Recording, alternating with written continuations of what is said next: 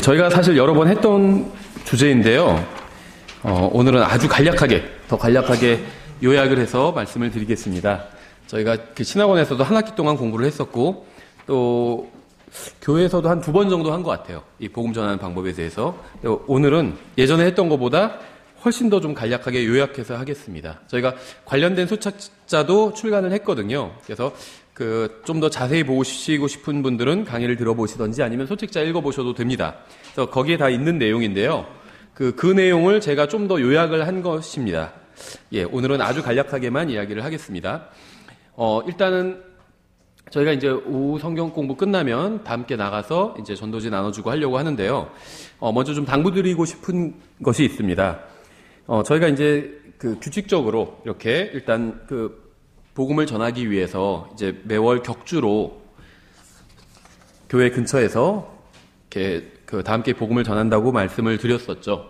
근데 이제 여기에 참여하는 것도 중요합니다. 물론 다 함께 우리가 또 참여해서 한번 전도지도 나눠줘 보고 또 이제 대화를 할 수 있는 사람이 있다면 또 복음도 전하고 이렇게 하면 좋은데, 이제 여기에 참석했다고 해서 복음을 전하라는 주님의 명령에 나는 다 순종한 것이다, 이렇게 생각하시면 이것은 곤란합니다. 이것과 같아요. 우리가 하나님의 말씀을 읽어야 되잖아요. 하나님의 말씀을 읽으라는 건 주님의 명령이거든요. 읽고, 그다음에 성경에서 하나님의 말씀을 연구하라고 했거든요. 연구하기 위해서는 읽어야 되잖아요. 그렇죠? 그래서 성경을 읽는 것은 하나님의 명령인데 2주에 한 번씩 성경을 읽으면 그 명령에 순종한 건 아니죠. 계속 꾸준히 읽어야 되잖아요. 그렇죠? 그러니까 매일 읽지 못할 수도 있어요. 어떻게 보면 계속 쭉 읽다가 오늘은 정말 급한 일이 있어서 여러 가지 일이 생겨서 읽지 못하고 넘어갈 수도 있겠죠. 하지만 꾸준히 계속 읽는 게 중요하죠. 그렇죠?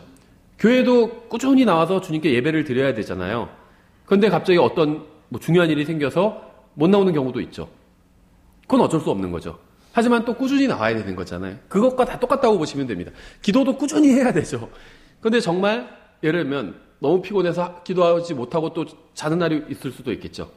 그건 또 어쩔 수 없겠죠. 하지만 꾸준히 기도해야 되잖아요. 밥 먹는 것도 똑같아요. 매일 먹어야 되죠. 근데 어떤 날은 급한 일이 있고 시간이 되지 않아서 먹지 못하는 날도 있어요. 저도 가끔 그럴 때가 있거든요.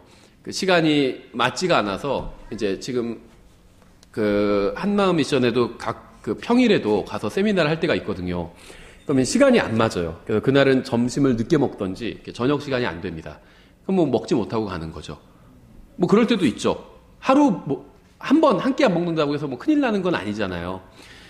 그러니까 어떤 일이 있어서 못 전할 수도 있어요, 복음을. 하지만 꾸준히 전해야 된다는 거. 그렇죠? 제가 가끔 가다가 한 끼 못 먹지만 꾸준히 밥을 먹잖아요. 다 똑같습니다. 그래서 지금 저희가 다 같이 나가서 복음 전하는 건요, 서로 격려하기 위해서, 물론 밖에 실제로 복음을 전하기 위해서도 하는 거지만 또 서로 격려하는 차원이 있어요. 이렇게 하면 되는 거구나. 마찬가지예요. 저희가 일주일에 한 번씩 모여서 하나님 말씀 공부하잖아요. 이것만 하면 성경 공부는 안 해도 된다. 그게 절대 아니거든요. 평소에도 이런 식으로 공부를 하는 거예요. 제가 예를 들면 오전 설교하면서 하나님 말씀을 여기저기 막 찾았죠. 관련된 구절들을. 혼자 성경을 연구할 때도 그렇게 관련된 구절들을 찾아가면서 연구를 하는 겁니다. 보여주는 거예요. 이렇게 공부한다는 걸. 물론 그 자체로도 공부가 되는 거지만 또 하나의 예를 보여주는 거예요. 그럼 내가 집에 가서 개인적으로 혼자 있을 때도 성경을 연구할 때 그렇게 연구하면 됩니다. 관련 구절을 찾고 어느 구절 하나만 두고 어떤 결론을 내리면 안 되고 관련 구절을 찾아야 돼요. 하늘에 대해서 이렇게 말하고 있구나. 또 새 예루살렘에서 이렇게 말하고 있구나.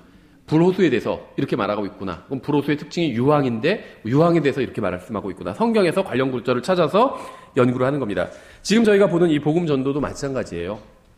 저희가 오늘 다 같이 나가서 하지만 이것만 하면 된다는 것은 절대 아닙니다. 평소 삶에서 돼 있어야 돼요. 교회에 와서 딱 한 번 기도하면 되는 게 아닌 것처럼 평소에 기도해야 되죠. 성경 읽는 것도 교회 와서 성경 한 번 보면 되는 게 아닌 것처럼 평소에 읽어야 되죠. 그래서 평소에 복음을 전하라는 거예요. 근데 어떻게 전하냐? 저희가 다 같이 하는 대로 이런 식으로 한번 해보면 된다는 겁니다. 전도지 가는 사람한테 한번 줘보고, 그렇죠. 근데 그 다음에 대화를 하고 싶어 하는 것 같으면 대화를 또 나눌 수도 있고, 대화를 하기 싫어하면 전도지 이것만 잘 읽어보시라고 하고 보낼 수도 있고, 그렇게 부담되는 일은 아니라는 거죠. 평소에도 우리가 주변에서 충분히 할 수 있다는 겁니다. 그렇죠. 어디 하루 종일 내가 직장 생활을 하기 때문에 하루 종일 복음을 전할 수는 없어도 오고 가면서 할 수는 있다는 거죠. 예를 들면 일요일 빼고 그 50주에 한 주가 5일이니까 5, 25, 250일 보통 출근을 하잖아요. 출퇴근을 하잖아요. 하루에 전도지를 한 사람에게만 줘도 전철에서 250장을 주는 거예요. 출근할 때 한 장, 퇴근할 때 한 장, 2장 주면 500장을 주는 겁니다. 500명에게 내가 복음을 전하는 거예요. 그렇죠. 물론 이제 말로 전하는 건 아니었지만 전도지만 주는 건 전도지 주다가 또 말이 되는 경우도 있거든요. 말로 복음을 전할 수 있겠죠. 500명한테 그러니까 출퇴근할 때 왔다 갔다 한 번씩만 해도 500명한테 일단 내가 전도지를 그 다음에 원하면 구원받을 수 있도록 방법을 알려주는 거죠. 이거 꼭 읽어보시라고. 사람이 죽으면 어떻게 되는지에서 나와 있다고 줄 수 있는 거죠. 예. 그래서 그렇게 평소에 하는 게 중요합니다. 교회에서 이거나 똑같아요. 교회에서 신앙생활하는 것도 중요하죠. 교회에 왔는데 막 욕하고 막 이런 사람 없어요. 그렇죠. 좋은 모습을 보여주려고 합니다. 그것도 중요해요. 그런데 더 중요한 건 평소의 삶도 중요하죠. 교회에 와서 너무 한마디로 나이스하고 신사하고 너무 좋은데 교회에선 신사인데 뭐 일주일의 삶은 개다 이러면은 안 되는 거잖아요. 일주일 삶도 똑같아야 돼요. 그렇죠. 예. 그래서 이것도 마찬가지라는 겁니다. 예, 복음을 우리가 같이 한번 전하러 나가지만 평소에 더 잘하게 하기 위해서 저희가 서로를 격려하는 차원에서 하는 것이라고 보시면 돼요. 예, 우리가 다 같이 동의할 수 있는 게 특히 구원받은 사람들이 동의할 수 있는 건 무엇이냐면 복음은 쉬운 거라는 거예요. 그렇죠? 난 정말 뭐 어렵게 구원받았어. 뭐 이제 어떤 그런 경우도 있겠지만 그거는 이제 구원받는 예수님을 믿는 게 어려웠다는 얘기는 아니죠. 잘못된 종교에 빠져서 어렵게 돌아서 이 진리를 만나게 됐다. 이런 말이겠죠. 구원받는 것 자체는 쉽습니다. 어렵게 복음을 듣는 자리까지 왔다 할지라도 복음을 듣고 믿는 순간엔 쉬워요. 그렇죠. 정말 믿고 구원받는 거니까. 그래서 제가 여러 번 강조를 드렸죠. 성경에서는 믿는다는 것을 여러 가지로 표현하고 있어요. 예수님을 먹는다. 예수님을 마신다. 이게 다 예수님을 믿는 겁니다. 근데 이것을 제대로 이해하지 못한 사람들은 혼란스러워했죠. 어떻게 저 사람을 우리가 먹을 수 있지? 어떻게 마실 수 있지? 이렇게 혼란스러워하는데 예수님을 먹는다는 건 예수님을 믿는다는 거예요. 예수님을 마신다는 건 예수님을 믿는다는 거고 예수님을 바라본다는 건 예수님을 믿는다는 거고 예수님을 부른다는 건 또 예수님을 믿는다는 거라고 말씀을 드렸죠. 그래서 믿음은 쉬운 겁니다. 부르고 바라보고 먹고 마시는 것처럼 다 쉬운 일이죠. 그런 것처럼 믿는 건 굉장히 쉬워요. 그래서 근데 성경에서는 믿기만 하면 구원받을 수 있다고 말씀하고 있죠. 복음을 믿으면. 다시 말하면 예수 그리스도께서 나를 위해서 해주신 일, 이게 복음이죠. 이것을 믿으면 구원받을 수 있다. 이렇게 성경은 말씀하고 있어요. 그래서 복음은 쉽습니다. 구원받는 것은 쉽습니다. 하나님께서 모든 사람이 구원받기를 원하시기 때문에 구원을 받는 방법을 굉장히 쉽게 만들어 놓으셨어요. 그래서 복음을 전하는 것을 다른 말로 하면 예수님을 아는 사람이 예수님을 모르는 사람에게 예수님을 알려주는 겁니다. 그러니까는 구원받는 방법이 쉽다는 말의 의미는 뭐냐면 복음을 전하는 것도 쉽다는 겁니다. 그렇죠. 그 사람이 예수님을 믿게 만든 건 어려워요. 그렇죠. 예수님을 내가 믿어야지 하고 결심하게 만들고 실제로 믿게 만든 건 어려운 일입니다. 하지만 복음을 전하는 것 자체는 쉽다는 거예요. 구원받는 것이 복잡한 이야기를 다루고 있는 것이 아니기 때문에 단순히 복음은 이런 겁니다.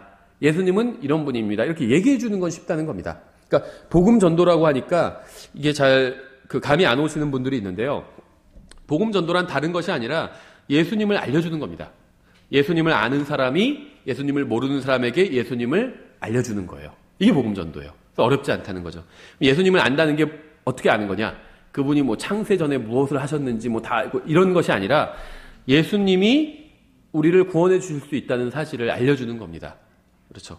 사람을 구원할 수 있는 유일한 구원자가 예수님이다. 이렇게 알고 있으면 구원받기에 충분히 예수님을 알고 있는 겁니다.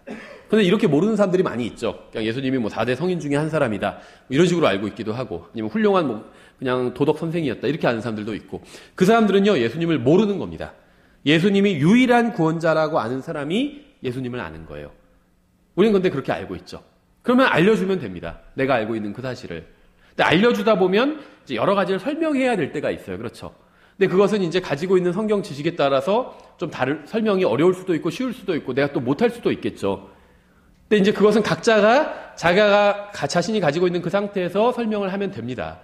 상대방이 내가 예수님이 유일한 구원자라고 알려주고 있는데 상대방이 그런 얘기를 듣더니 어떤 질문을 할 수도 있겠죠.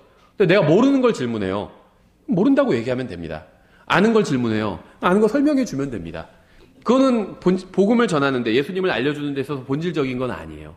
물론 이제 그러한 것이 그 사람이 예수님을 받아들이는 데는 좀 더 본질적인 이야기가 될 수도 있어요. 구원자라는 이야기를 들으니까 그러면 이런 것들은 궁금한데 하고 질문을 할 수 있겠죠. 내가 그 질문에 대답을 잘해주면 그 사람이 좀 더 예수님을 받아들일 확률이 높아질 수도 있겠죠. 근데 주님께서 우리에게 명령하신 건 복음을 전하라는 거예요. 예수님이 누구신지 사람들에게 알려주라는 겁니다. 그래서 그 사람, 내가 성경을 더 많이 알고 복음 전도의 경험이 많을수록 다른 사람을 좀 더 잘 설득할 수 있는 건 사실이에요. 근데 주님께서 우리에게 명령하신 건 사람을 설득하라고 명령하신 게 아니라 설득하는 게 잘못된 게 아닙니다. 좋은 거예요. 하지만 그 명령을 하시지는 않았다는 거예요. 우리에게 하신 명령은 그냥 복음을 전하라고 하신 겁니다. 예수님이 누구신지 알려주라고 하신 거예요. 이거는 누구나 할 수 있다는 겁니다. 구원받은 사람이라면. 성경을 잘 몰라도 구원을 받았다면. 구원받았다는 건 예수님을 구원자로 받아들였다는 거잖아요. 다른 사람에게도 그렇게 해야 된다고 알려주는 게 복음 전도예요. 예수님을 알려주는 것이고. 그래서 요점은 뭐냐? 어렵지 않다는 겁니다. 하기 싫을 수도 있어요. 귀찮을 수도 있고. 그렇죠. 그렇지만 어렵지는 않다는 거예요. 쉽다는 거예요. 복음을 전하는 것 자체는. 다른 사람을 설득해서 구원받게 하는 건 어려울 수 있어요. 100명 만나면 뭐 1명 간신히 할까 말까 할 정도로 쉬운 일이 아니에요. 특히 요즘 세상에선. 하지만 복음을 전하는 건 어렵지 않다는 거죠. 예수님이 구원자예요. 지금 그대로 사람은 누구나 하나님께서 모든 사람이 죄를 지어서 하나님의 영광에 이르지 못하셨다고 말씀하고 있고 죄의 삭은 사망이라고 말씀하셨어요. 지금 이대로 죄를 짓고 산다면 지옥에 가게 됩니다. 하나님께서는 구원받을 길을 마련해 주셨어요. 예수님을 믿으면 예수님께서 십자가 위에서 내 죄값을 다 치러주셨다는 걸 내가 믿음으로 받아들이면 구원받을 수 있습니다. 이렇게 얘기하면 복음을 전한 거예요. 근데 이제 여기에 그 사람을 설득하기 위해서 좀 더 살을 붙이는 거겠죠. 그래서 복음 전하는 것 자체는 어렵지 않습니다.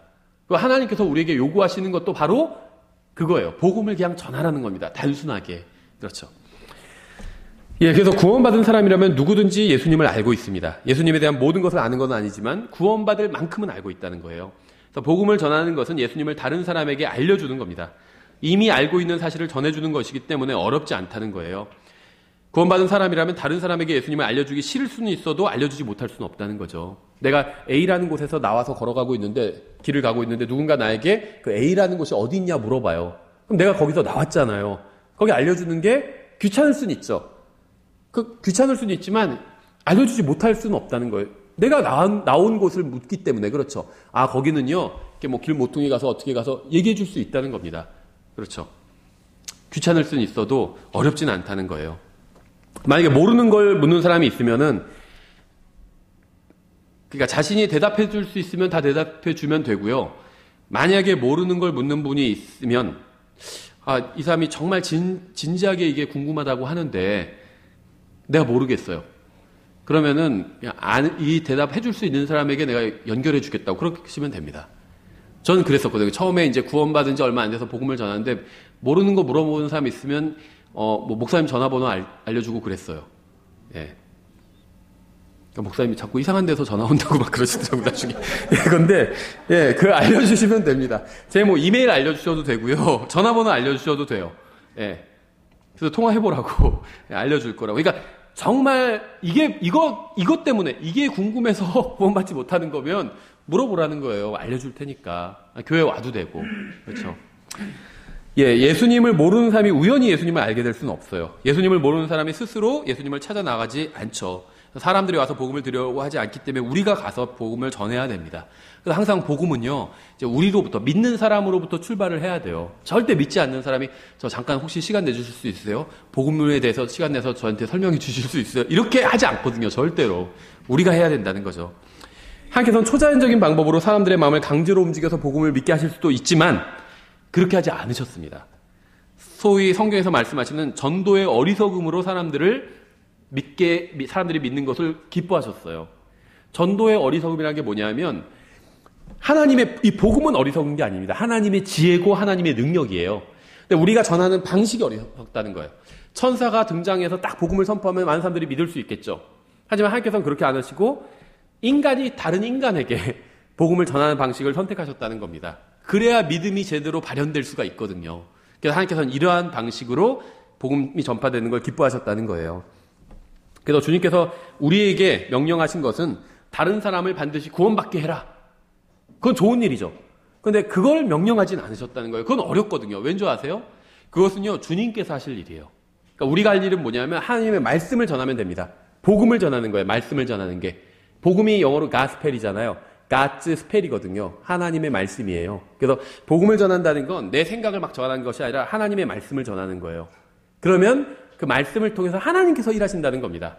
그렇죠. 그래서 이 사람 내가 이렇게 복음을 전해도 안 믿으면 어떡하지? 그런 거 염려할 바가 없어요. 저는 어떻게 믿게 됐는지 아세요? 개혁성경 읽다가 구원받았거든요. 그런데 그 어머니 친구분이 선물을 해주셨어요. 제가 외국에 간다고 하니까, 유학 간다고 그러니까 선물을 해주신 거예요. 외국은 기독교 문화가 깔려 있으니까 뭐 성경을 알아야 된다면서.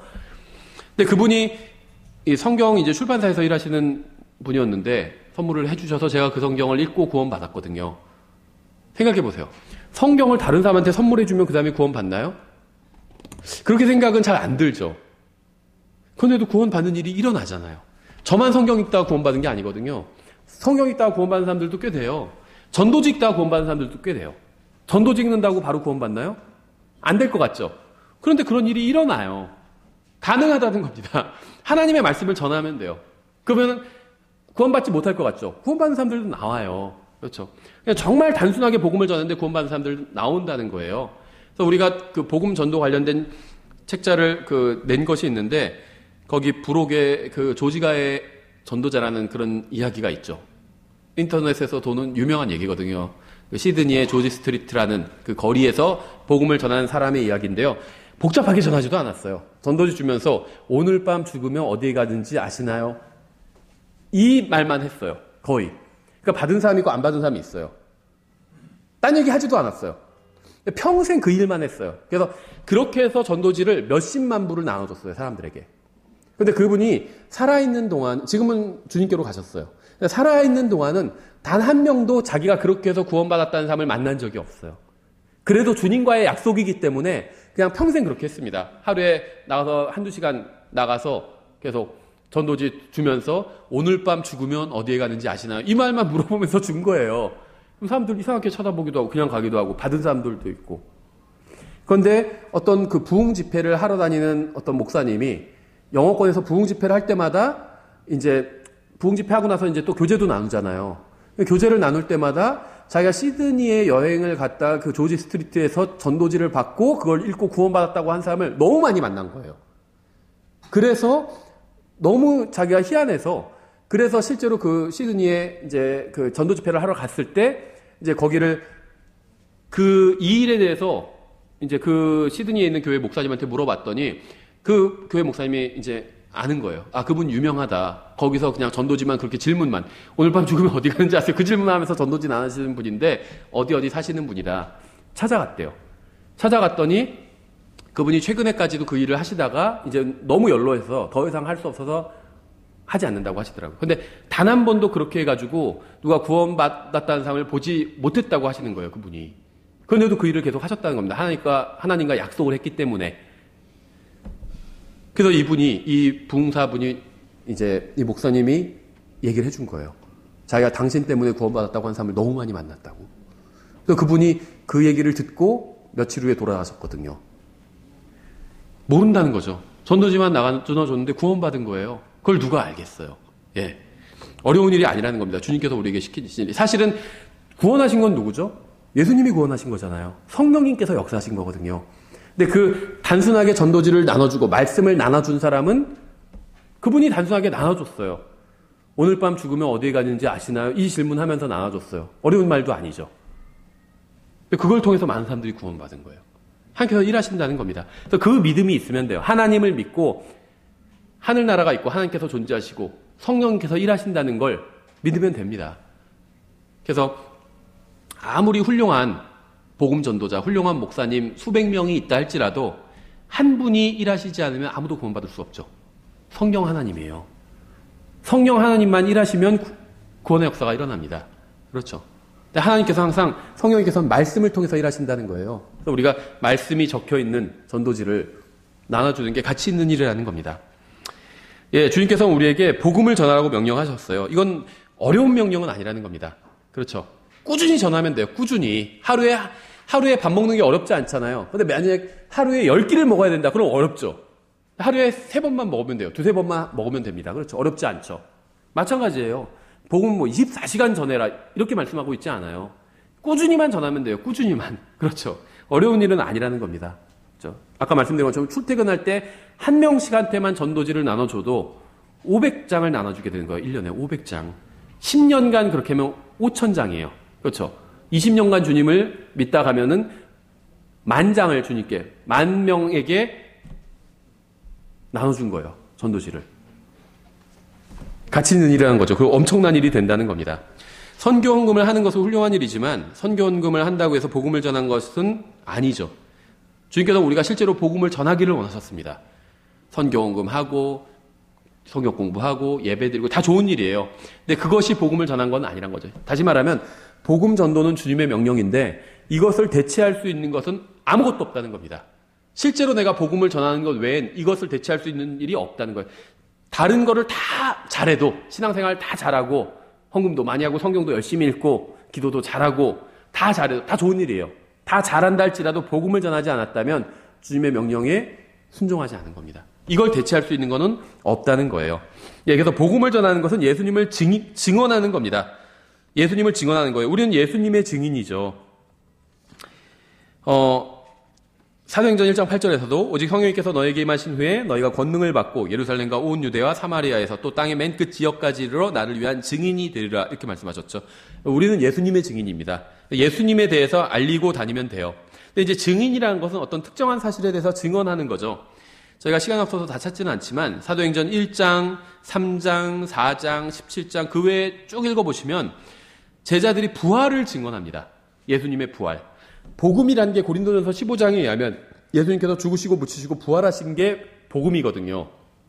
그런데 죽음과 묻힘에는 증인이 필요가 없어요. 그렇죠? 놀랄 일이 아니에요. 내가 오다가 보니까 사고가 나서 사람이 죽었어. 그럼 말도 안 돼. 어떻게 그런 일이 있을 수 있어? 이렇게 얘기 안 해요. 교통사고 나서 사람이 죽는 일은 자연스러운 일이죠.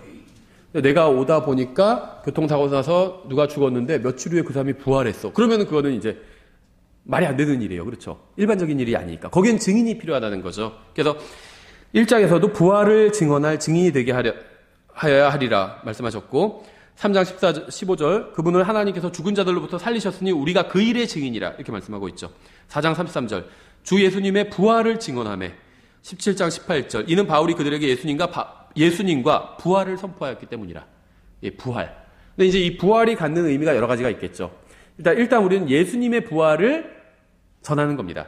예수님의 부활을 전하는 게 왜 복음을 전하는 거지 이렇게 생각하실 수 있는데요. 복음과 관련이 있어요. 예수님께서 부활하셨다는 건 뭘 전제로 하죠? 죽으셨다는 거잖아요. 부활을 얘기하기 위해서는 죽음을 얘기해야 돼요. 근데 왜 죽으셨을까요? 우리의 죄 때문에 죽으신 거잖아요. 그럼 예수님이 뭔데 우리의 예수님의 죽음으로 인해서 우리의 죄 문제가 해결될 수 있나요? 예수님이 하나님이시기 때문에 해결될 수가 있겠죠. 그러니까 부활을 전하면 이런 복음과 관련된 사실을 전할 수밖에 없어요. 그렇죠. 게다가 마지막에 사람들이 죽으면 그것으로 끝나는 것이 아니라 다 하나님 앞에서 부활하게 된다. 예수님을 믿고 죽은 죄 문제를 해결하고 죽은 사람은 생명의 부활로 나오고 죄 문제를 해결하지 못한 사람은 정죄의 부활로 나오잖아요. 그러니까 이 부활이 복음의 핵심이 될 수밖에 없습니다. 그렇죠. 예, 이외에도 많은 구절에서 이제 예수님의 부활을 말씀하고 있습니다. 예, 그래서 우리가 전한다고 말을 하는데요. 이 전한다는 것은 증언하는 거예요. 상대방을 설득할 수 있으면 좋겠지만 설득하지 못할지라도 증언할 수는 있어요. 그렇죠. 예를 들면 내가 어떤 사건을 목격했어요. 그래서 그 재판 그 증인으로 이제 출석하라고 그랬어요. 그래서 제가 출석해서 증언을 했습니다. 그랬는데 그 증언을 판사도 안 받아들이고 다 안 받아들일 수도 있어요. 그렇죠. 그래도 내가 증언했으면 된 겁니다. 그렇죠. 그러니까 이 증언한다는 건 주님께서 우리에게 증인이 되라고 하셨고 증인이 하는 일은 증언을 하는 일을 하는 건데 이건 상대방이 받아들이든지 받아들이지 않든지 상관없다는 거예요. 나는 그냥 증언을 했으면 됩니다. 받아들이게 하기 위해서 막 무엇인가 더 꾸며낼 필요는 없다는 거죠. 그냥 사실 있는 그대로 이야기해주면 된다는 거예요. 사람이 하나님 앞에서 어떤 존재인지, 사람이 죽으면 어떻게 되는지, 예수님을 믿고 죽은 사람은 어떻게 되는지, 믿지 않고 죽은 사람은 어떻게 되는지 그냥 있는 그대로 내가 아는 그대로 증언하면 되는 거예요. 그 사람이 받아들이고 안 받아들이고 그 다음의 일이고 그것은 이제 하나님께서 하실 일이에요. 이 마음을 다루는 건요. 하나님께서 하실 일입니다. 사람이 할 수가 없는 일이에요. 그렇죠? 내 마음도 내 뜻대로 안 될 때가 있는데 내가 어떻게 다른 사람 마음을 할 수가 있겠어요. 그렇죠? 그러니까는 저는 아직 저희도 잘 모르지만 자녀의 양육도 비슷한 것 같아요. 나도 내가 원하는 대로 되지 않았죠. 근데 자녀를 내가 원하는 대로 어떻게 돼요? 어려운 일이에요. 그러니까 올바른 자녀 양육은 첫째는 바른 걸 가르쳐 주는 거거든요. 그럼 그게 이제 부모로서의 1차적인 의무를 한 거예요. 아이가 하나님 앞에서 바로 서기 위해서 반드시 알아야 되는 것들이 있어요. 그렇죠? 하나님 계시다는 것, 그다음에 구원에 대해서 예수님이 유일한 구원자라는 것, 그 외에도 하나님의 뜻대로 어떻게 살아야 되는지 가르쳐줘야 되는 것들이 있습니다. 아이가 그걸 나중에 그걸 받아들이지 않던지 그대로 살지 않는 건 그건 사실은 아이의 몫이에요. 내가 그걸 어떻게 할 수는 없어요. 하지만 내가 가르쳐주지도 못해서 아이가 그렇게 살지 못했다면, 그리스도인답게 살지 못했다면 그건 내 잘못이겠죠. 그러니까 아이를 그리스도인답게, 그러니까 궁극적으로는 아이를 그리스도인답게 사는 법을 가르쳐주는 게 부모의 역할이라는 겁니다.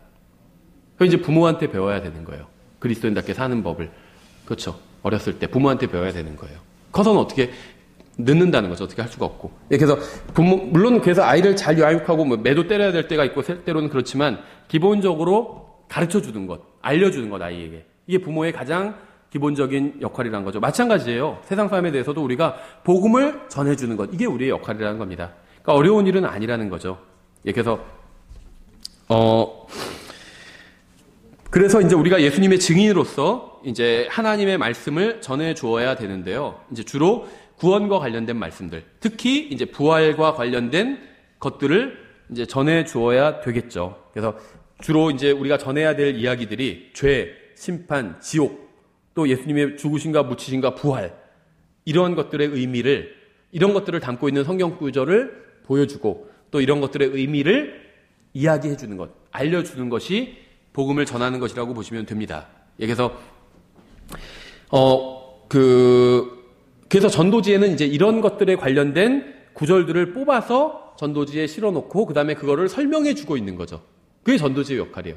그 우리가 복음을 전할 때 그것을 이제 말로 하는 거고, 그래서 어떤 말을 해야 되는지 잘 모르시는 분은 전도지 읽어보시고, 전도지가 내용이 A4지 한 면 정도 되거든요. 그렇게 많지는 않아요. 여러 번 읽고 암송할 수도 있어요. 그럼 이제 기본적으로 복음 전할 때 내가 해야 할 이야기가 내 입속에 들어있는 거죠. 어렵지 않아요. 복음 전하는 것은. 그래서 죄, 심판, 지옥, 구원, 하늘나라, 대속, 이런 것들에 관련된 말씀을 보여주는 겁니다. 다만 이제 말씀을 보여주는 것으로만 끝나는 것이 아니라 가능하면 그 말씀이 의미하는 것을 알려줘야 되겠죠. 왜냐면은 성경에서 아무리 구원받은 사람들은 누구나 다 아는 쉬운 말씀도 구원받지 못한 사람들은 그것을 이해하지 못하고 있거든요. 그래서 그것이 무엇을 의미하는지를 알려주는 거예요. 예를 들면 로마서 3장 23절에서 모든 사람이 죄를 지어 하나님의 영광에 이르지 못하더니 이렇게 말씀하고 있죠.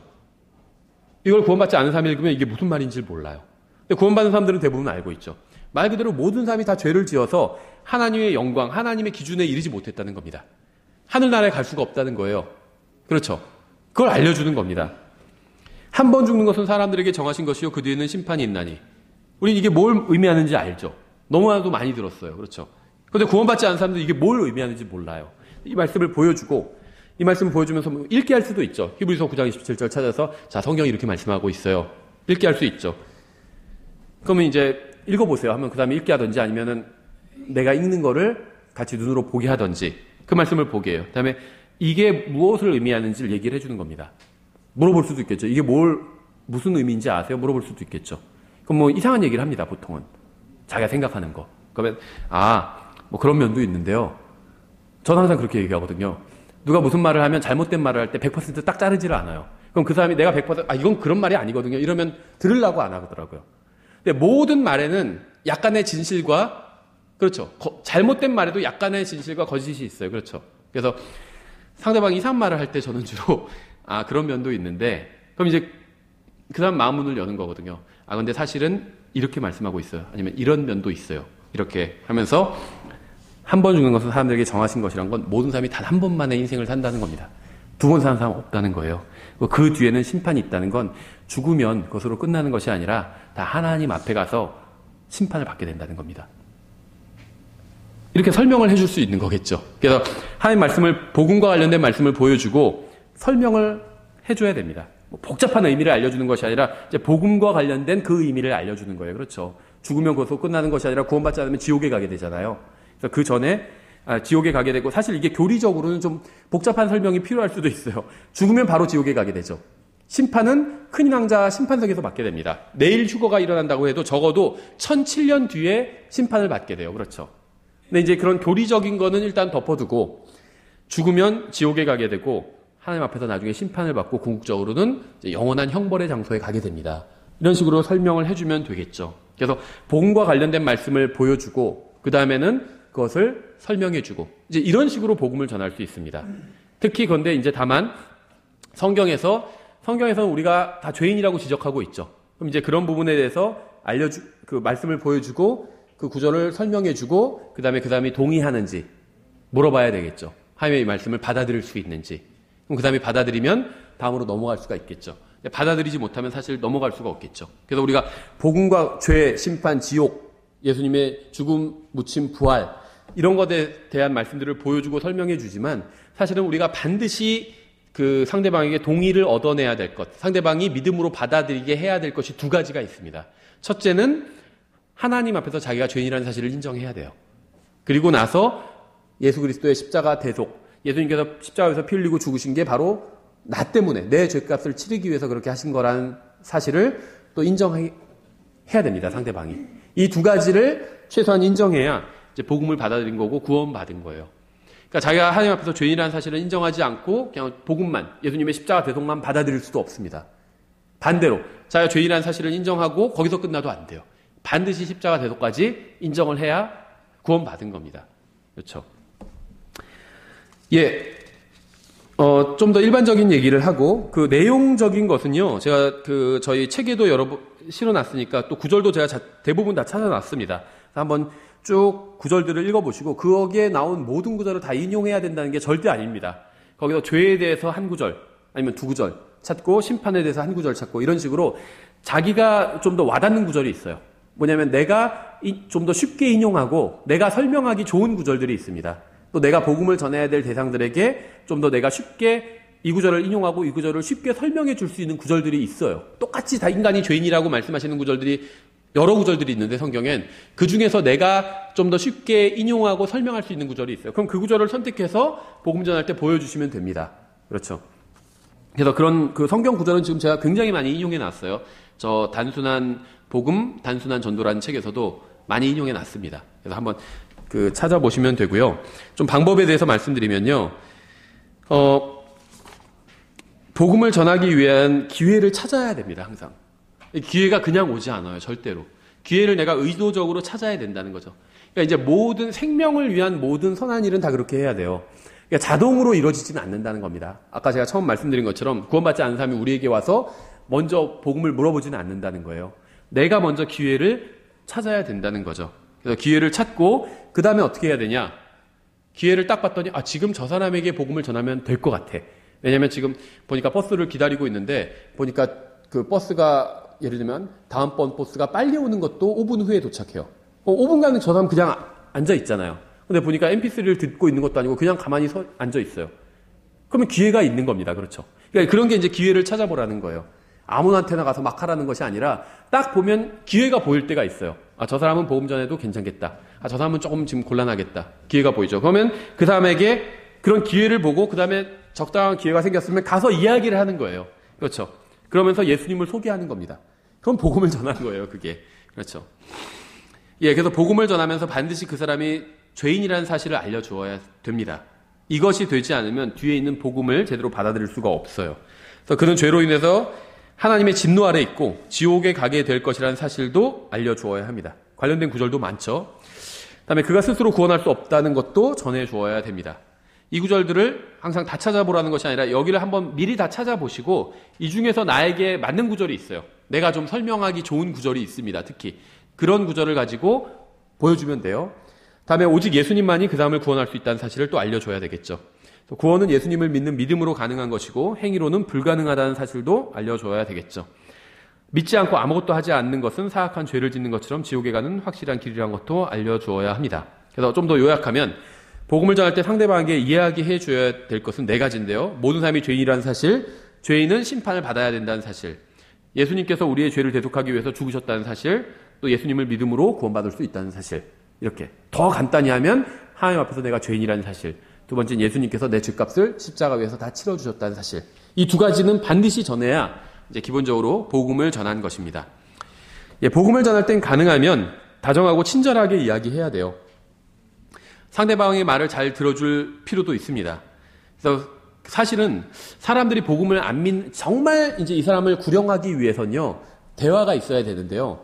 이제 대화를 해야 되는데 사람들이 예수님을 안 믿는 이유가 있어요, 다. 그것이 고차원적인 이유도 있고 좀 수준 이하의 이유일 수도 있고, 예를 들면 교회 다니는 사람이 한테 자기가 뭐 피해를 많이 봐서 자기는 예수님이 싫다 이럴 수도 있고, 그건 전혀 논리적인 이유는 아니죠. 그렇죠. 그래도 저마다의 이유가 있다는 겁니다. 어렸을 때 교회 갔는데 뭐 느낌이 안 좋았다든지, 그게 이유가 될 수도 있어요. 그러니까 뭐라도 이유가 있다는 겁니다. 고차원적이고 논리적인 이유든 아니면 전혀 비논리적이고 감정적인 이유든 이유가 있다는 거예요. 그래서 말을 들어줄 필요도 있다는 거죠. 특히 내가 잘 아는 사람, 길에서 만난 사람이 아니라 나랑 잘 아는 사람, 그래서 앞으로도 대화를 나눌 확률이 되게 높은 사람들 있잖아요. 친구나 직장 동료나 가족이나 이런 사람들 말은 많이 들어줄 필요가 있어요. 그럼 이제 특히 그 가까운 사이에 있는 사람들은 예수님을 왜 안 믿는지 그 이유를 물으면 이유를 얘기하는 경우들이 있습니다. 밖에 있는 사람들은 체면 때문에 이유 얘기하지 않는 경우도 있어요. 그렇죠. 이유는 좀 가까이 있는 사람들은 이유를 얘기한다는 거죠. 그래서 그들의 말을 들어보면 무엇을 필요로 하는지, 또 무슨 말을 해야 되는지 알 수 있다는 겁니다. 또 잘 아는 사람, 또 간혹가다 이제 잘 모르는 사람도 해당되기도 하는데요. 상대방이 흥미를 느끼는 것을 가지고 이야기를 하는 것이 좋습니다. 직업이나 가족관계나 가정사나 취미나 이런 것들 갖고 얘기하는 게 좋죠. 그래서 제가 예전에도 그런 말씀 드린 적이 있죠. 어떤 사람은요, 그 개를 좋아하지도 않으면서 개를 키우는 사람이 있어요. 공원에 산책할 때마다 전도지랑 개를 가지고 갑니다. 개를 갖고 가면 막 애들이랑 뭐 여자들도 보고 사람들 뭐 개 만지는 사람들이 있잖아요. 만져도 돼요 하고 막 만지고 사람들이 관심을 보여요. 일부러 아주 예쁜 강아지를 키워요. 자기는 좋아하지도 않으면서 갖고 나가요. 사람들이 막 예쁘게 만지거든요. 그럴 때 이제 복음을 전하는 거예요. 아니면 전도지를 주고. 왜냐면 일단은 누구한테 예쁜 개를 가지고 있고 내가 가서 이 개 만져봐도 돼요? 해서 허락을 했어요. 그러면 일단은 경계심을 많이 풀거든요. 충분히 그럴 수 있다는 거예요. 그러니까 개를 가지고 이야기를 하면서 복음을 전할 수도 있다는 겁니다. 그렇게. 그렇죠. 훨씬 더 이게 좋은 방법이죠. 사실은 아까 제가 그 조지가의 전도자 그분처럼 길거리 지나가면 바로 전도지 주면서 오늘 밤 죽으면 어디로 가는지 아세요? 이렇게 전할 수도 있어요. 이것도 잘못된 건 아니지만 그거보다는 간접적으로 부드럽게 접근하는 게 훨씬 더 좋은 방식이라는 거죠. 정말 그 직접적으로 얘기하는 건 길에서 복음 전할 땐 그렇게 할 수밖에 없어요. 거기서 막 딴 얘기를 할 수는 없잖아요. 처음 보는 사람한테. 그렇죠. 예, 그래서 그래서 지금 저희가 할 일도 밖에 나가서 전도지를 갖고 가서 전도지를 나눠주는 겁니다. 한번 읽어보세요. 뭐 구원 받으셨어요? 오늘 밤 죽으면 어디로 가는지 아세요? 이런 말 해도 되고, 읽어보셨어요? 이렇게만 해도 되고, 전도지를 나눠주는 거예요. 근데 나눠주다 보면요, 말이 되는 사람이 있어요. 그러니까 잠깐 멈춰서 이야기를 하는 사람들이 있습니다. 이제 그런 사람하고 이야기할 때는 이제 좀 더 복음의 내용을 자세히 이야기하면서 전할 수가 있는 거죠. 차를 기다린다든지 뭘 한다든지 서서 기다리거나, 물론 그런 경우에도 먼저 양해를 구해야 됩니다. 그냥 무턱대고 막 들이대는 것이 아니라 양해를 구해야 되겠죠. 잠깐 제가 복음에 대해서 설명해 드리려고 하는데 잠깐만 한 5분만 시간 내줄 수 있으세요? 하고 양해를 구하고 나서 이야기를 해야 되겠죠. 그래서 그렇게 이야기를 나눌 때는요, 상대방의 말도 좀 잘 들어줄 필요가 있고, 또 동의할 수 있는 것은 좀 동의도 하면서, 무조건 다 아닙니다 이렇게 하면 듣고 싶어 하지 않잖아요. 동의할 수 있는 건 동의도 해주면서, 그래야 상대방이 복음을 좀 더 쉽게 이해할 수가 있겠죠. 그래서 가능하면 말씀을 인용할 땐 성경 보여주면서 상대방이 스스로 성경을 읽게 하고, 아니면 최소한 성경을 읽어주더라도 상대방이 성경을 읽게 하는 것이 좋겠죠. 근데 뭐 성경 안 갖고 나가면 그냥 말로 이야기를 해줘도 되겠죠. 근데 가능하면 이제 말씀으로 전하라는 겁니다. 근데 그게 안 되는 상황에선 그냥 말로 할 수밖에 없겠죠. 또 복음을 전할 때 가능하면 이 복음이라는 한 가지 주제에 머물러 있어야 된다는 거예요. 예를 들면 구원받지도 않은 사람한테 근데 성경이 사실은 뭐 변기됐거든요. 이런 얘기는 할 필요가 없죠. 성경 얘기할 필요 없죠. 어떤 복잡한 교리 얘기도 할 필요가 없고 복음 이 주제에만 머물러 있어야 되겠죠. 또 상대방의 잘못된 생각을 바로잡을 때에도 복음 전하고 이제 어떤 사람 얘기해도 되냐고 해서 얘기해도 된다고 해서 얘기를 하면은 이상한 얘기 하는 사람들도 있어요. 뒤에다 생각하고. 어차피. 왜냐면 그런 얘기를 누군가 막 자주 하지는 않잖아요. 그러니까 이제 어떤 종교적인, 예를 들면 전도하는 사람 만났으니까 자기가 하고 싶은 얘기 다 하는 사람들도 있거든요. 그럴 때도 잘못된 이야기를 바로잡아 줄 때도 최소한 동의해 줄 수 있는 건 동의해 주고, 또 그래야 그 사람이 하나님에 대해서, 또 내가 전하는 복음에 대해서 긍정적으로 생각할 수가 있겠죠. 또 전도가 끝나면 이 사람이 잘 받아들였어요, 다. 그럼 다시 한번 이야기를 짧게 복기해 보는 것도 좋죠. 다시 요약해서 이야기해 주든지, 이 사람을 위해서 기도할 때 요약해서 짧게 기도하는 것도 좋겠죠. 그리고 또 복음을 같이 전하러 나갔다가 들어오면 이제 그 복음 전한 내용을 가지고 같이 교제를 나누는 것도 좀 필요한 일입니다. 왜냐하면 이제 복음을 오래 전해본 사람들은 여러 가지 경험이 있어서 큰 어려움이 없을 수는 있는데, 복음을 많이 전해보지 않은 사람들은 이제 대화까지도 나눴는데 자기가 어려운 질문에 부딪혀서 복음을 제대로 전하지 못하는 경우들도 있거든요. 그럴 때는 그것을 이제 개인적으로도 혼자도 성경을 찾아보고, 아니면 다른 형제 자매들과 또 교제를 나누면서 거기에 대한 좋은 답이 무엇이었는지 또 배울 수가 있겠죠. 그래서 복음을 전하면 전할수록 이제 그 전하는 어떤 굉장히 숙련도가 늘어나게 됩니다. 왜냐하면 어려운 질문들도 더 잘 대처할 수 있게 된다는 거예요. 또 복음을 전할 때 가능하면 논쟁하지 말아야 됩니다. 이 논쟁은 거의 도움이 안 돼요. 그리고 어쩔 수 없이 논쟁을 해야 될 때도 있겠지만 가능하면 논쟁은 피하는 것이 좋다는 거죠. 그래서 단순하고 쉽게 이야기해야 됩니다. 우리가 쓰는 용어들을 대부분은 잘 못 알아듣는 경우들이 많아요. 그래서 뭐 대속이라든지 못 알아들을 수도 있고, 그러면 이것을 쉬운 말로 가능하면 설명을 해 주어야 합니다.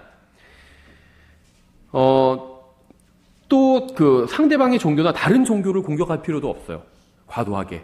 어떤 분들 킹제임스 성경 믿는 분들 중에서도 그런 분들이 있는데요. 막 다른 종교, 불교나 막 다른 종교들을 희화하거나 비웃거나 이럴 수 있는 경우들이 있는데, 그럴 필요가 없다는 거죠. 예, 다른 종교에 대해서도 정중하게. 왜 그러냐면요. 물론 다른 종교들이 다 잘못된 거죠. 그런데 이 종교라는 것들이 기본적으로 사람에게 잘못된 것을 가르치는 종교는 많지는 않거든요. 있긴 있지만, 뭐 폭탄 테러를 해라 이런 종교는 많지 않다는 거죠. 있긴 있지만, 우리나라에서는 뭐 카톨릭이나 아니면 유교나 불교나 이런 종교들은 사람이 나쁜 짓을 하도록 가르치는 종교는 아니에요. 그렇죠. 유교도 부모 잘 공경하라는 거고, 불교도 그렇죠. 어떤 다 한마디로 만물이 하나니까는 어떤 소욕 같은 거, 지나친 소욕과 정욕을 버리라는 거고, 그렇죠. 그런 걸 통해서 성불할 수 있다, 이런 걸 가르치는 거잖아요. 카톨릭도 어떤 선행을 통해서 구원받는 걸 가르치고. 그러니까 다른 종교를 지나치게 공격할 필요는 없어요. 그건 우리가 알 바가 아닙니다. 그렇죠. 그러니까 종교의 문제점은 이 세상에서 사는데 잘못된 걸 가르치기 때문에 문제가 아니라 죽고 나서 하늘나라에 보내질 못한다는 거예요. 그러니까 사람을 구원하지 못한다는 게 종교의 문제죠. 그래서 지나치게 공격할 필요가 없고, 그러니까는 진리와 오류가 있으면 오류에 대해서 자세하게 묘사할 필요가 없다는 거죠. 그냥 진리만 전하면 됩니다. 그게 우리가 할 일이라는 거예요. 그래서 우리는 진리를 전하는 일을 하는 거지, 어떤 다른 걸 막 안티하고 무슨 오류를 막 이야기하고 이럴 필요는 없다는 거예요. 예, 그래서 복음만 전하면 됩니다. 복음만 전하면 돼요. 다른 종교 얘기가 나와도 그건 제가 잘 모르고요, 이러고 넘어갈 수도 있고, 복음만 전하면 돼요. 그렇죠. 핵심적으로. 또 무례하게 말하거나 행동하면 안 됩니다. 예전에 교회에서 복음을 굉장히 열심히 전하는 교회였는데 굉장히 무례한 방식으로 복음을 전했었어요. 막 소리 지르고, 상대방이 거절했는데도 전도지 읽어보기도 싫다고 하고 막 가는데 막 끝까지 따라가면서 뒤에서 막 소리 지르면서 가고 막 그런 사람들도 있어요. 이 킹제임스 진영에도. 지옥에 갑니다 그러면 하면서 막. 그러니까 그 사람은 완전히 무슨 진짜 정신병자를 만났다 이렇게 생각하고 막 한 거예요. 그런데도 끝까지 그렇게 남자였는데, 그 자매님 딴에는 이제 이 사람 정말 죽으면 지옥에 갈 수도 있으니까 경고를 한다고 했는데, 그 사람이 듣기에는 그게 사랑의 경고로 들리지가 않고 저주로만 들린 거죠. 그래서 오늘 밤에 집에 가다가 돌아가실 수도 있고 지옥에 갑니다 그러면 막 이러면서 따라가니까 이 사람이 화가 나가지고 오히려 쫓아오니까 자매님이 무서워가지고 교회로 도망간 거예요. 네, 그래서 막 따졌는데, 거기서 목회하던 형제님이 그러면서 막 목사 나오라고 해서 따진 거예요. 그럼 목회하던 형제님이 거기서 사과를 하고 지나친 방식으로 한 거잖아요. 무례하게 한 거고. 우리가 복음을 전하는 거지 사람을 무례하게 대하면 안 되거든요. 근데 거기서 우리 자매님이 뭐 잘못한 거 하나도 없네요. 막 하면서 싸웠어요. 예, 그러니까 결국 그 동네에 있던 분들인데 간증을 잃어버리게 됐죠. 그 동네에서는. 그러니까 지역교회에서의 어떤 사명을 제대로 못하게 된 거죠. 예, 그래서 무례하게 행동하면 안 됩니다. 예, 전하는 이 복음의 내용은 타협하지 않지만 사랑하는 사람에게 말하듯 부드럽게 얘기해야죠. 그래야지 그 다음에 받아들일 수 있겠죠. 불필요하게 상대방을 자극할 필요도 없습니다. 말싸움을 해서 이기는 것도 유익하지 않은 일이에요. 그래서 상대방은 더 강하게 복음을 거절하겠죠. 그래서 우리가 믿는 내용을 이야기하고 다음에 사실은 얘기해 줘야 되겠지만 막 자극하려고 할 필요는 없다는 겁니다. 그리고 또 내가 모든 걸 다 알고 있다는 듯이 행동할 필요도 없어요. 다 쓸데없다 그러고, 예를 들면, 그게 사실이라 할지라도, 막 상대방이 하는 거 다 쓸데없다 그러고, 지금 죽으면 다 끝인데, 지금 뭐 이거 열심히 일해서 뭐 하세요? 다 쓸데없어. 이런 얘기 할 필요 없다는 거죠. 그러니까 모든 걸 내가 다 알고 있다는 듯이 행동하면 안 됩니다. 그러니까 오직 복음만 전하면 돼요. 복음만. 그래서 믿지 않는 사람한테 복음을 전할 땐요, 그냥 복음에만 집중해야 됩니다. 딴 얘기 막 할 필요도 없고, 막 내가 딴 것의 전문가처럼, 모든 종교의 전문가처럼 그렇게 행동할 필요도 없다는 거예요. 또 신체에 너무 접촉하거나, 막 이래서도 안 됩니다. 그렇죠? 적당한 거리는 떨어져서 복음을 전해야 되겠죠. 그리고 가능하면 같은 연배, 비슷한 연배의 동성에게 복음을 전하는 것이 사실 가장 좋습니다. 그렇지 않을 때 부득이하게 연배가 다른 이성에게 복음 전해도 되겠죠. 그게 뭐 잘못됐다는 건 아닌데요. 가능하면 그렇게 하는 게 좋다는 거예요.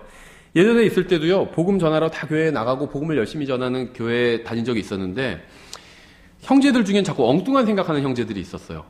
나가면 젊고 예쁜 여자만 찾아서 가서 복음을 전해요. 그렇게 하지는 말라는 거예요.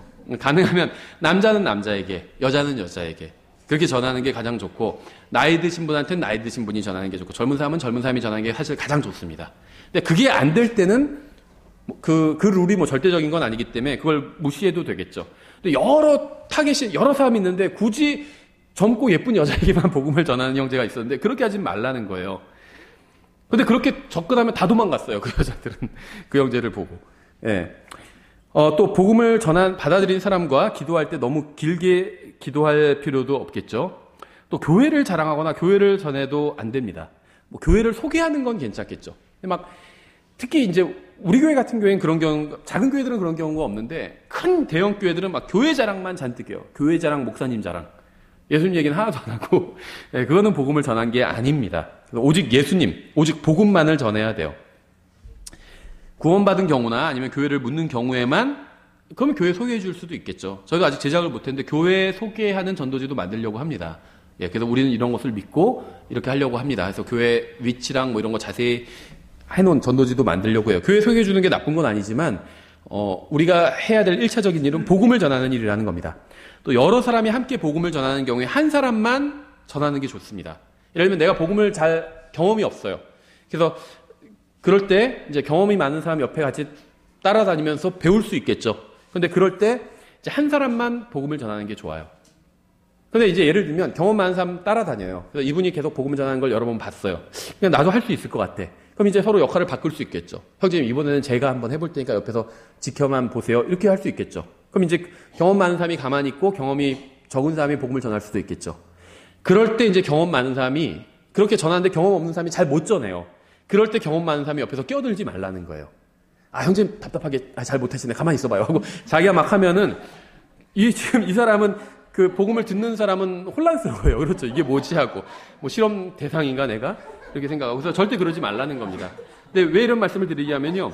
교회 내에서도 이런 경우가 있어요. 교회 내에서도 누가 새로 오잖아요. 그런데 얘기를 해보니까 구원받지 않았어요. 그래서 한번 교회에 나와보고 싶어서 나와봤다. 이럴 수 있어요. 그러면 조용히 얘기하면서 그러셨어요? 잘 나오셨어요. 근데 이제 그 교회에 나오는 여러 가지 이유가 있는데 하면서 예를 들면 이제 그런 얘기들을 하면서 예수님을 꼭 믿고 이왕이면 교회 나오시는 것이 좋아요. 그래서 예수님을 믿는 게 어떤 거냐면요 하면서 복음을 전할 수 있겠죠. 그렇게 해서 누가 복음을 전하고 있으면 옆에서 그걸 옆에 앉아서 들을 수는 있어요. 그렇죠. 자기도 나도 복음 전하는 걸 좀 배워보고 싶다. 들을 수는 있어요. 그건 잘못된 게 아닙니다. 근데 한 사람이 복음 전하는데 옆에 다른 사람이 가서 내가 볼 때 답답하게 한다고 와서 거기서 끼어들지 말라는 거예요. 그렇죠. 형제 지금 그 구절이 하는데 그거보다 더 기가 막힌 구절이 있거든 하면서 막 끼어들면은 혼란스러워집니다. 그래서 누가 오면은 한 사람만 정해서 복음을 전해요. 내가 누굴 모시고 왔는데 내가 잘 못할 것 같아. 어떤 분이 잘 전할 것 같으면 그분한테 부탁하면 되죠. 그러면 좀 누가 모시고 왔는데 복음 좀 전해 주실 수 있으세요? 조용히? 복음을 전해요. 그럼 나머지 다른 사람들은요, 방해하지 말라는 겁니다. 거리에서 흩어져서 복음 전할 때도 마찬가지예요. 복음 전하는데 어떤 사람 막 대화를 하고 있거든요. 가서 껴들면 안 돼요. 오히려 그럼 어떻게 해야 되느냐? 옆에서 기도해 줄 수는 있죠. 지금 옆에서 복음을 전하는데 이 사람이 꼭 복음을 받아들이도록 그걸 위해서 기도하는 것도 좋은 일이고, 아니면 그 복음을 듣는 사람이 아이를 데리고 있어요. 그러면 내가 그 아이가 근데 막 울던지 하면 달래주거나 그럴 수도 있죠. 아이가 막 우는 것 같으면 잽싸게 가서 무슨 추파춥스 같은 거 하나 사서 물려줄 수도 있고, 그러니까 복음을 이 사람이 전하는 거를 내 방해되는 요소를 내가 제거해주는 그런 일을 하는 건 굉장히 좋습니다. 도움이 되는 일이고. 근데 복음을 전하는데 거기에 껴드는 것은 좋지 않다는 거죠. 이건 교회 내에서나 밖에서나 마찬가지입니다. 또 경험을 너무 강조할 필요도 없어요. 이렇게 했다가 뭐 예수님을 믿을 때 막 정말 뜨거운 게 막 올라오거든요. 혹시 지금 올라오고 있어요? 막 물어보다든지 그런 거 물어보지 말라는 거죠. 예, 그래서 믿어야 그 경험은 나쁜 게 아닙니다. 근데 경험은 다 똑같지가 않을 수 있다는 거예요. 아무런 뜨거움 없을 수도 있다는 겁니다. 그렇죠. 뜨거움이 있을 수도 있어요. 없을 수도 있고. 성경 공부할 때도 구원만이 아니라 복음 들을 때만 아니라 성경 공부할 때도 막 뜨거울 때가 있어요. 그래서 성경 공부하다가 일단 스탑하고 막 찬양을 하고 막 그래야 될 때가 있거든요. 뜨거워져서 갑자기. 그런데 전혀 뜨겁지 않을 수도 있어요. 그런데 뜨겁진 않지만 어떤 거를 제대로 더 이해하게 되는 경우도 있거든요. 아, 내가 전에는 이게 헷갈렸는데 이 지금 말씀을 보다 보니까 확인했어요. 아, 이게 확실하구나. 내가 긴가민가 했는데 확실하구나. 이렇게 머리로 더 이해하게 될 수도 있죠. 전혀 뜨거움과는 상관없이. 그러니까 다양한 일이 일어날 수 있다는 겁니다. 경험을 너무 강조할 필요는 없고요. 또 예수님을 믿어야 된다고 권면하는 건 좋지만 강요할 필요는 없습니다. 예전에도요, 복음을 열심히 전하는 교회였는데, 이제 어떤 그 복음을 자기가 몇 명 언제 어디서 몇 명에게 복음을 전했는지를 교회 뒤에 게시판에 기록을 다 했어요. 근데 자꾸 다른 사람들은 막 뭐 수요일에 뭐 학교 가서 누구에게 복음 2명 전해서 구원받았으면 이렇게 기록을 하고 담임 목사님이 주일 예배 시간에 그걸 읽었거든요, 다. 근데 자기는 너무 없으니까 좀 그러니까는 이제 초등학교 가가지고 1학년 애들 모아서 전하는 거예요. 그러면 뭐 그것도 나쁜 건 아닙니다. 나쁘다고 하는 건 아니에요. 근데 저도 그걸 많이 봤거든요, 옆에서. 전하면서 애들 다 모아놓고, 야, 너희들 모여봐봐. 해놓고, 너도 다 죄인인 거 알아? 하고, 너희들 이거 지금 나 말 다 들을 때까지 안 보내줄 거야. 막 이러면서 하니까는 애들이 다 믿는다고 손 들거든요. 그거는 강요한 거죠. 그렇게 하면 안 된다는 겁니다. 그러니까 어린아이들에게도 복음 전하는 거 좋은 일이지만, 강요하면 안 된다는 거예요. 그렇죠. 네, 그래서 권면은 좋지만 강요는 피해야 된다는 겁니다. 애들만이 아니라요. 어떤 막 여자분 잡고 아니면 예를 들면 뭐 중학생, 고등학생 잡고 복음 전하면서 덩치만한 형제가 막 전하면서 하니까 할 수 없이 벗어나기 위해서 믿는다고 한 사람도 봤어요. 실제로 저도 봤어요. 무릎까지 꿇고 그 중학생인지 고등학생인지 무릎 꿇고 기도를 하더라고요. 그때는 와 대단하다 했는데 그러고 나서 그 학생이 가고 다시 어머니랑 오는 거예요. 어머니를 만나러 가려고 했었나 봐요. 근데 덩치만한 형제가 복음을 전하니까 무릎 꿇고 예수님을 영접했는데 어머니랑 지나가면서 우리가 복음 전하고 있는데 우리를 가리키면서 내가 아까 저기서 저 형 때문에 무릎 꿇고 기도했잖아. 엄마한테 그러는 거예요. 그 뉘앙스가 자기는 전혀 아닌데 그렇게 했다는 거예요. 그럴 필요는 없다는 거죠. 또 불필요한 논쟁이나 신학적인 논쟁할 필요가 없고요. 또 이해하지 못하는 사람 책망할 필요가 없습니다. 또 특정한 죄에 초점을 맞출 필요가 없어요. 그렇죠. 예를 들면 담배 피우고 있는 사람들한테 가서 지금 이렇게 담배 피우고 계신데 이러면 절대 하늘나라 갈 수가 없습니다. 이렇게 얘기할 필요가 없어요. 그렇죠. 아니면 특히 어떤 성적인 죄에 집중해서 이야기할 필요도 없어요. 예. 제가 그 길거리에서 복음 전하는 분을 봤는데 어떤 여자분이었는데 전철에서 복음을 전하는데 뭐 거기까지는 좋아요. 그런데 특정한 죄, 성적인 죄를 얘기하더라고요. 간음에 대해서. 그러면서 거기까지만 해도 차라리 괜찮겠는데 자기가 예전에 구원받기 전엔 간음하고 막 그러고 살았다. 그런데 지금 구원받고 나서 변해서 뭐 새 사람이 됐다. 이렇게 얘기하는 거예요. 믿는 사람들 앞에서 뭐 간증할 수는 있겠죠. 그런데 그러니까 사람들이 막 짜증내면서 너나 뭐 그런 죄 짓지 하면서 막 뭐라고 하더라고요. 그럴 필요가 없다는 거죠. 뭐 오늘 주제는 아니지만 이 특정한 죄에 대해서 간증할 때 사실 좀 조심해야 됩니다. 내가 죄를 짓고 회개하고 간증할 수 있겠죠. 그건 잘못된 게 아니에요. 근데 예전에 있었던 일인데 이제 청년들이 많이 모이는 교회였어요. 한 50명 정도 모였었어요. 거기서 이제 청년들 모여서 교제 갖는 집회를 했었는데 어떤 한 형제가 간증을 했습니다. 그런데 자기가 일본에 있을 때 뭐 감옥에 가게 됐는데 뭐 강간죄로 해서 감옥에 가서 뭐 복역하고 나왔다 뭐 이런 얘기를 하는 거예요. 그래서 뭐 자기가 다 회개했고 뭐 이런 얘기를 하는데 저는 순수한 마음으로 그 형제가 간증을 했다고 생각을 합니다. 그런데 그 형제가 거기서 결혼할 수 있었을까요? 없었을까요? 강간으로 복역하고 나왔고 지금은 다 회개했다. 이 간증을 했는데 하나님은 용서하지만 사람은 용서하지 않거든요. 어떤 자매가 좋다고 사귀자는 자매가 있겠어요? 없겠죠. 그러니까는 하나님만 아는 죄는 하나님께 회개하면 돼요. 굳이 막 죄를 디테일하게 묘사할 필요가 없어요. 앞에 나와서. 그렇죠. 복음 전할 때도 마찬가지라는 거죠. 자기 어떤 경험을 이야기하면서 특정한 죄에 내가 빠졌는데 이렇게 막 그 죄에 대해서 자세하게 묘사할 필요가 없다는 겁니다. 도움이 되지 않는다는 거예요. 예. 또 복음에 무엇인가를 막 더하려 해서는 안 됩니다. 뭐 강대상 앞으로 나와야 된다든지 담배 끊어야 된다든지 뭐 술을 끊어야 된다든지 눈물을 흘려야 된다든지 다 좋은 거죠. 근데 이런 걸 꼭 강요할 필요가 없다는 거예요. 이렇게 하지 않고도 구원받을 수도 있다는 겁니다. 눈물 한 방울 흘리지 않고도 구원받을 수도 있다는 거예요. 또 너무 서두를 필요도 없고요. 상대방이 완전히 복음을 이해하게 하는 것이 더 중요하겠죠. 또 상대방이 구원받았다고 선언할 필요도 없어요. 지금 다 구원받으신 것 같은데요? 이제 구원받으셨어요. 이렇게 할 필요가 없다는 겁니다. 스스로 자기가 구원받았다고 이야기를 하게 해야 돼요. 내가 선언할 수는 없어요. 저는 상대방이 구원받았는지 아닌지 확실히는 몰라요. 그 사람이 그래서 항상 근데 오히려 자기가 구원받았냐고 저에게 묻는 사람들이 있거든요. 제가 구원받았을까요? 이렇게 묻는데 그걸 제가 어떻게 알아요? 그럴 때 제가 해줄 수 있는 말은 이게 다거든요. 만약에 성경에서 복음을 마음을 다해서 진실하게 믿었다면 구원받으신 겁니다. 이렇게 얘기해 줄 수는 있겠죠. 그러니까 사람은 어떤 추측할 수밖에 없어요. 당신이 정말 복음을 확실히 믿었다면, 진지하게 마음으로 믿었다면 구원받은 겁니다. 이렇게 얘기할 수는 있겠죠. 상대방이 구원받았습니다. 내가 보니까 당신 구원이 아닌데요? 아니면 내가 보니까 당신 구원받았는데요? 이렇게 얘기할 수는 없다는 거죠. 그건 하나님만이 하실 수 있어요. 그렇죠. 그러니까 사람이 구원에 대해서 확신할 수 있는 건 자기 구원만 확신할 수 있습니다. 복음은 진심으로 믿으면 구원받는 건데 진심으로 믿었는지 아닌지는 나만 알잖아요. 그러니까 자기 구원만 확신할 수 있어요. 다른 사람의 구원은 확신할 수가 없어요. 다른 사람은 그냥 그 간주해 주는 겁니다. 이 간주라는 것이요, 이 법률 용어인데 사실이 드러나면 깨지는 게 간주거든요.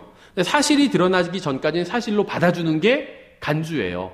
그래서 예를 들면 비행기 사고로 내가 아는 사람이 비행기에 타고 있었는데 비행기가 추락했어요.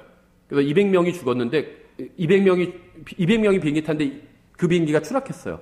그럼 보통 200명 다 사망하죠. 비행기 사고는 전원 다 사망이에요. 대부분이 다. 그렇죠. 시체를 시체를 찾으면은 확실히 사망이죠. 근데 시체를 못 찾았어요. 비행기 사고는 시체 못 찾는 경우도 너무 많거든요. 그러면 그 사람의 그냥 물건만 찾는 경우도 있어요. 그래도 다 사망으로 간주를 합니다. 그래서 사망 신고를 받아준다는 거예요. 시체가 없어도 받아줘요. 비행기 사고는. 그럴 수밖에 없어요. 시체를 다 찾을 수가 없기 때문에. 특히 바다에 추락하거나 이런 경우에 찾을 수가 없어요. 사망으로 받아줘요. 그래서 3년이 지났어요. 사망 신고 다 하고 그다음에 상속도 다 하고 다 끝났어요. 법적인 절차가 다 끝났어요. 근데 3년이 지났는데 이 사람이 돌아와요. 살아 있었던 거예요. 그럼 어떻게 될까요? 죽었으니까 그냥 죽은 걸로 치자. 이럴 수는 없어요. 그렇죠? 다시 이 호적에 다 부활하게 됩니다. 주민등록도 다 부활해요. 사망해서. 그렇죠? 살아있기 때문에. 그러니까 비행기 사고로 행방불명되면 사망으로 간주하는 거예요. 사망으로 치는 겁니다. 그런데 실제로 살아 들어오면 이 간주가 깨져버린다는 거예요. 그렇죠. 살아왔는데 사망으로 쳐봐야 무슨 소용이 있어요. 그렇죠. 마찬가지예요. 구원 받았다고 이 사람이 간증을 해요. 예수님 자기가 죄인이라는 것도 믿고 예수님 십자가 대속도 다 믿었다. 그럼 우리는 어떻게 해야 될까요? 간주하는 거예요. 구원 받았다고. 근데 나중에 휴거돼서 올라가 보니까 이 사람이 없어요. 그럼 이 사람은 구원 받은 게 아니에요. 그렇죠. 사실 구원 받았다는 팩트가 사실이 구원받지 않은 거였잖아요. 그러니까 이 간주는 항상 사실에 의해서 깨지게 되는 거거든요. 그렇죠. 그래서 우리가 다른 사람의 구원은 100% 알 수가 없어요. 간주하는 겁니다. 이 사람이 신앙 고백을 하면 구원 받았구나 이렇게 받아주는 거예요. 그렇죠. 그래서 마찬가지예요. 복음 전하고 내가 몇 명 구령했습니다. 막 이렇게 간증하고 싶잖아요. 근데 그래서 이 사람 뭐 그런 거 간증이 나쁜 것도 아니에요. 좋은데 이 사람을 내가 구원을 선언해 줄 필요는 없다는 거예요. 지금 이거 믿으세요? 정말 믿으신 거 맞아요? 그러니까 그냥 고개만 끄덕끄덕 하는데 그건 구원이 확실합니다. 막 이렇게 선언해 줄 필요는 없다는 거죠. 대단히 위험할 수 있다는 겁니다. 가장 좋은 건요, 그 사람한테 복음 전하고 그 사람이 이제 복음을 받아들였어요. 교회로 인도하고 성경을 가르쳐 주는 거죠. 그래서 그 사람이 스스로 성경을 구원받고 성경을 배우면 스스로 간증하게 됩니다. 자기 안에서 어떤 일이 일어나는지 이해하게 돼요. 구원 간증하게 된다는 거죠. 예, 그래서 저희가 아주 간략하게 살펴봤습니다. 저희가 뭐 매번 강조하는 말이지만 한 번 더 강조하고 마칠게요. 우리가 지금 중요하다고 생각하는 것들이 100년 후에도 1000년 후에도 정말 중요한 일일까요? 이걸 항상 생각해 보셨으면 좋겠어요. 우리가 하는 일이 뭐 복음만 전해야 된다 이런 얘기를 하는 건 아닙니다. 근데 정말 본질적으로 나는 영원히 가치 있는 일을 하는가, 하고 있는가, 이걸 한번 생각해 보셨으면 좋겠다는 거예요. 우리가 지금 중요하다고 생각하는 것들이 그리스도의 심판석에서도 중요한 일이었을까? 이걸 한번 생각해 보셔야 된다는 겁니다. 100년 후에, 그렇죠? 우리가 얼마나 큰 집에 살았는지, 그게 중요한 일일까요? 그리스도의 심판석에서도 우리가 몇 평짜리 집에 살았는지 중요한 일일까요? 어떤 차를 탔는지, 어떤 직장에 다녔는지, 이게 중요한 일일까요? 그리스도의 심판석에서는 여러분이 어떤 학교 다녔는지, 돈을 얼마나 벌었는지, 이런 건 전혀 중요하진 않습니다. 비현실적인 이야기를 하는 게 아니에요. 그런 게 이 세상에선 중요하겠죠. 일시적으로는 중요하다는 거예요. 어떤 직장에 다니는지, 어떤 집에 사는지, 어떤 차를 타는지. 일시적으로는 중요하죠. 몇십 년 동안은 중요해요. 근데 영원히 중요한 일은 아니라는 거예요. 영원히 중요한 일은요, 아마도 혼에 관한 일들일 겁니다. 그렇죠. 영적인 일들일 거예요. 그래서 누가 구원받았고, 누가 구원받지 못했고, 이런 일이 영원히 중요한 일일 거예요.